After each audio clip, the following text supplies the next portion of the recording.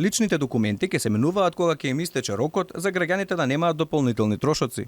Со заложби како оваа пред 5 години, владата предводена од Зоран Заев ја уверуваше јавноста дека Преспанскиот договор помеѓу другите последици нема и финансиски да ги оптовари граѓаните. Која патна исправа како и завршува и стекува рокот ќе се менува, што значи тие трошоци по однос на патните исправи ќе бидат во насока на редовните трошоци за вадење на патни исправи кои што ги имаат граѓаните на Република Македонија. Сепак 5 години подоцна владата со сосема поинаков став.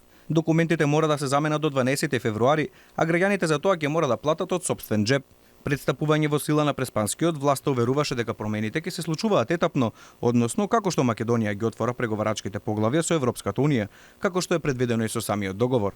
Сепак, владата се истрча и спроведе се пред време, иако без преговори со Европската унија, половина Преспански не треба да важи. Издавањето на ваквите документи и материјали ќе започне при отворањето на секое поглавје на релевантното поле во преговорите со Европската унија и ќе биде финализирано во рок од 5 години од тогаш. Стои во член 1 став 10 од Преспанскиот договор. Во меѓувреме Македонија добие северни монети и банкноти, северни униформи, северни институции, северни свидетелства, дипломи, изводи и други документи. А од друга страна Грција, освен кревањето на ветото за НАТО, не спроведе ниту една од малкуте обврски што ги има. Па така, таму се уште има информативни табли на кои пишува Фиром или Скопје, граничниот премин Маркова нога се уште е затворен, а не се ратификувани ни неколкуте технички меѓудржавни договори.